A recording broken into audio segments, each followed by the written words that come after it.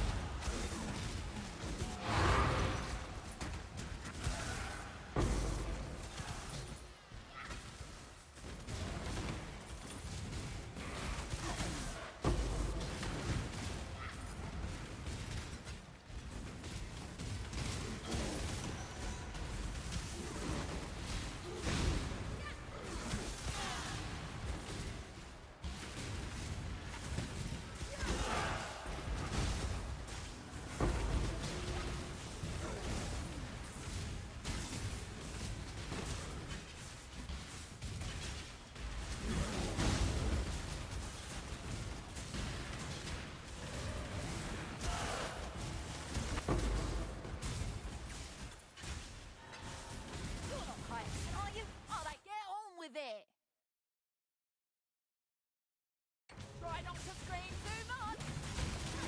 Don't bother dodging! Yeah, fine. Happy now?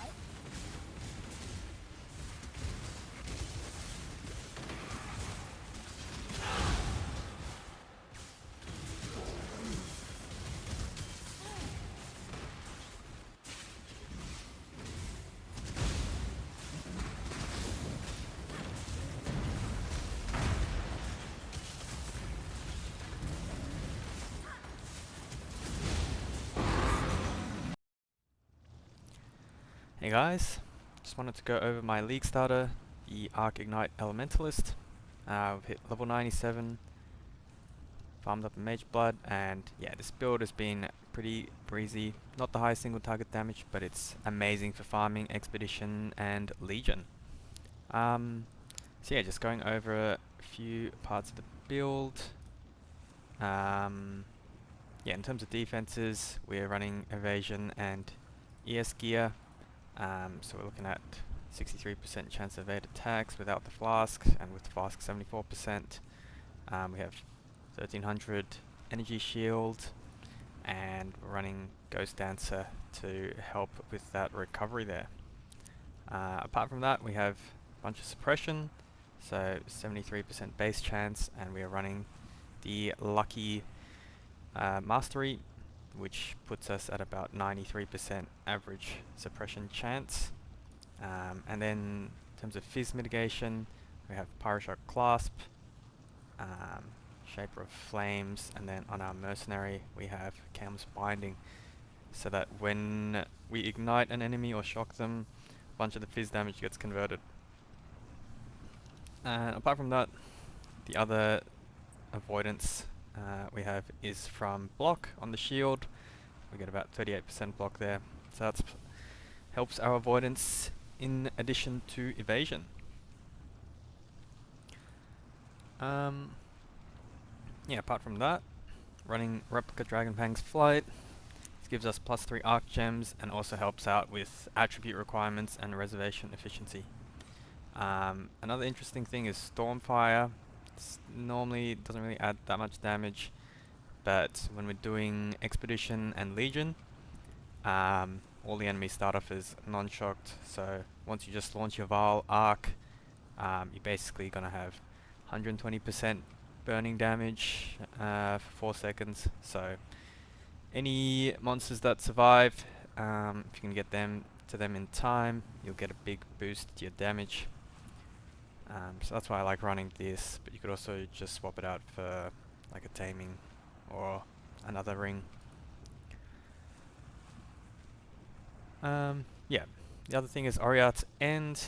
This makes enemies explode, and then this the explosion can ignite as well, and then that ignite can prolif by Fan the Flames on a medium cluster jewel, and that's how you get the chain explodes. And yeah, apart from that, going over some skill gems, we're running Valve Smite, normal Smite here. Have a link to additional accuracy as well and faster attacks. The reason for that is smite, normal smite doesn't have the line where it says hits can't be evaded. So yeah, we need to add some accuracy in there because the smite chance to hit's only 88%. So that just makes it more consistent, especially when we don't have Vile Souls for Vile Smite. We are running Purity of Elements as well in the auras. This makes us ailment immune and helps bump up our cold and lightning res a lot. The main point of this was for running the blue Eldritch Altars, where a lot of the time the player effect is like negative cold and lightning res. So this means that we can just click all those downsides without worrying too much. You can pretty much click all of those downsides actually. We don't care about fizz, damage reduction, any ailments they inflict we're immune to because of Purity of Elements. We don't really use any charges, so we don't care about that either. So yeah, that's pretty good.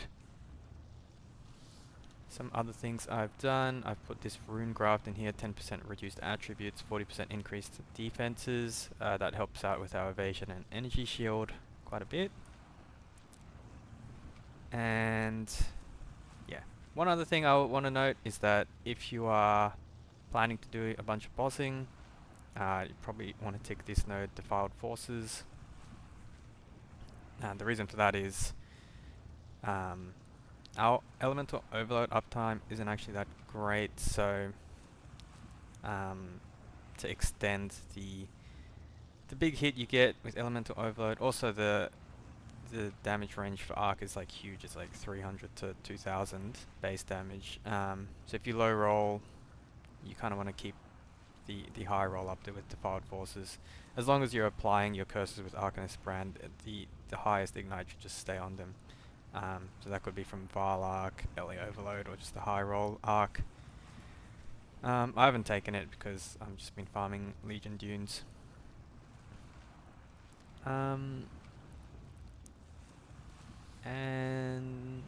yeah, apart from that, we've got the Lethal Pride Timeless Jewel here. This is there to help us with our strength requirements, and you also want to look for one with ignites you inflict deal damage 10% faster.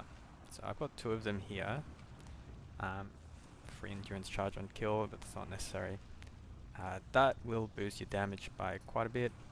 The other thing we're running is this Elemental Mastery, 60% reduced reflected elemental damage taken. In conjunction with Soul of Ugul, which is 50% reduced reflected damage. Pretty much means we're elemental immune, we don't deal fizz damage, so we can just run all the reflect maps. And then for our Mercenary, I'm running a dex-based character.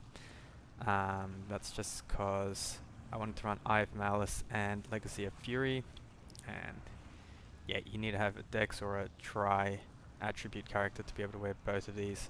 So Eye of Malice means nearby enemies have 50% increased fire res. So normally that's bad, but we lower enemy res so much through curses and exposure. This gives them high and negative res.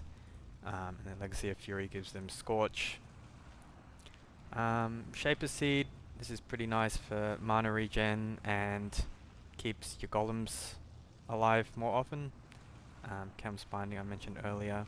Anathema, this lets your merc add an extra curse. We already have 2 curses, but I've got this Enfeeble on hit gloves, so the enemy's going to get hit with 3 curses, maybe even 4 if Alchemist Mark works properly. Other than that, yeah, this merc just does Blast Around of Trathus, which applies like a fire dot debuff on the enemy, so that's a bit of extra damage as well. I imagine the ignite isn't higher than yours, but who knows. This one also applies combustion, which is another negative 10 fire res, which is pretty good.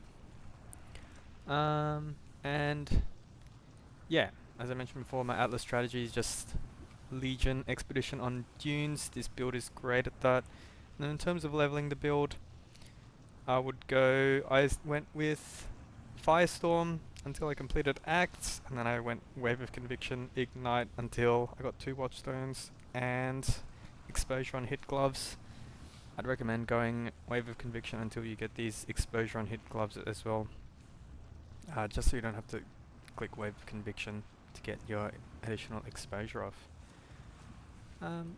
But yeah, that's about it for the build. Thank you for watching.